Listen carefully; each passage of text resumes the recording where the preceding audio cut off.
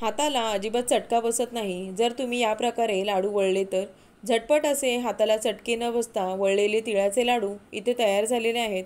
तर नवीन रेसिपीच्या अपडेटसाठी प्रभास किचन या मराठी चॅनलला सबस्क्राईब करा. त्याचबरोबर बेल आयकॉन प्रेस करायला विसरू नका.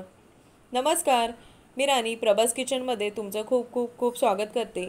आज आपण झटपट असे हाताला चटके न बसता बनवलेले इथे तिळाचे लाडू याची सर्व साहित्य रेसिपी इथे बघणार आहोत. तर आपण बघूयात कसे बनवायचे ते. चला तर मग वेळ न लावता झटपट रेसिपीला सुरुवात करूयात.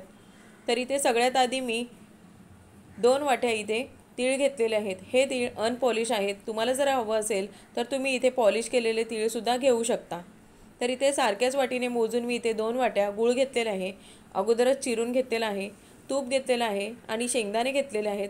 स्वादासाठी वेलची पूड घेतलेली आहेत. तर चला आपण बघूयात लाडूची रेसिपी. तर इथे गॅसवरती मी मंद आचेवर एक जाडबुडाची कढई घेतलेली आहे. त्यामध्ये 2 वाट्या तीळ आपण खमंग भाजून घेणार आहोत. तर हे तीळ जे आहे ते आपल्याला साधारण 7 ते 8 मिनटं चांगले असे भाजून घ्यायचे आहेत. त्यामधून तडतड असा आवाज यायला लागला की समजायचं आपले तीळ इथे खरपूस असे भाजून रेडी झालेले आहेत. तर हे जे तीळ भाजून झालेले आहे ते आपण थंड होण्यासाठी एका भांड्यात काढून घेऊयात. अशा प्रकारे चमच्याच्या साहाय्याने पुन्हा एकदा वर खाली असे करून घेऊयात. आणि तीळ थंड होतात तोपर्यंत आपण जे इथे शेंगदाणे घेतले होते अगोदरच भाजून घेतलेले आहेत, सोलूनसुद्धा घेतलेले आहेत, ते आपण इथे पल्स मोडवर जास्त बारीक न करता जाडसरच असे वाटून घ्यायचे आहेत. आता लाडूचा पाक करण्यासाठी इथे बघू शकता कढईमध्ये मी 1 ते 1.5 चमचा तूप घेतलेला आहे. त्यामध्ये 2 वाट्या चिरलेला गूळ घालून घेतलेला आहे. शक्यतो गूळ जो आहे तो चिरूनच घ्यावा, म्हणजे तो पटकन वितळला जातो. आता हा गूळ घालून झालेला आहे तर त्यामध्ये मी 2 चमचे पाणी घालणार आहे. आता 2 चमचे पाणी घालून झाल्यावरती हा गूळ चांगला व्यवस्थित आपल्याला चमच्याच्या साहाय्याने अशा प्रकारे वितळून घ्यायचा आहे. आता इथे 4 ते 5 मिनटं मी चांगला असा मंद आचेवरती प्रोसेस करत आता हा गूळ इथे चांगला छान वितळून घेतलेला आहे. तर आपला इथे पाक तयार झाला आहे की नाही हे चेक करण्यासाठी आपण एका वाटीमध्ये पाणी घ्यायचं आहे आणि त्या पाण्यामध्ये या मिश्रणाचा 1 थेंब टाकून बघायचा आहे.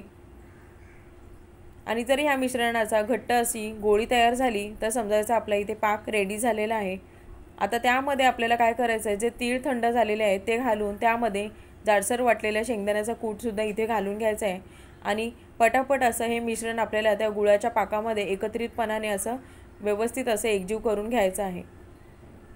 आता ह्यामध्येच गरम असतानाच आपल्याला वेलची पूड घालून घ्यायची आहे आणि पुन्हा एकदा हे जे मिश्रण आहे ते पुन्हा एकदा आपल्याला मंद आचेवरती अशा प्रकारे एकजीव करून घ्यायचं आहे. तुम्हाला जर हवं असेल तर तुम्ही गॅस बंद करून सुद्धा ही प्रोसेस करू शकता, पण मी इथे गॅस मंद आचेवर ठेवलेला आहे आणि व्यवस्थित असं एकजीव करून घेत आहे. तर आपल्याला इथे लाडूचं हे बॅटर जे आहे ते तयार झालेलं आहे. तर आपण आता इथे सर्व लाडू वळून घेणार आहोत. तर हाताला चटका बसू नये म्हणून मी इथे पाण्याचा वापर केलेला आहे. हलकंसं पाणी लावून घ्यायचं हाताला आणि पोहे खाण्याचा जो चमचा असतो त्या चमच्याने 1 चमचा भरून इथे मी तिळाचं मिश्रण घेतलेलं आहे आणि बघू शकता अशा प्रकारे इथे लाडू हाताला चटका न बसता इथे मी तयार करून दाखवला आहे. मस्त असा गोलगरगरीत तिळाचा इथे लाडू तयार झालेला आहे. झटपट होतात, खूप सोपी रेसिपी आहे. नक्की तुम्ही बनवून बघा. एका चमच्याच्या साहाय्याने मी इथे सर्व असे लाडू तयार करून घेतलेले आहेत, म्हणजे काय होतं आपले जे लाडू आहेत ते एकसारखेच दिसतात. तर खूप सोपी रेसिपी आहे. तुम्हाला जर आवडली असेल तर कमेंटद्वारे मला नक्कीच कळवा.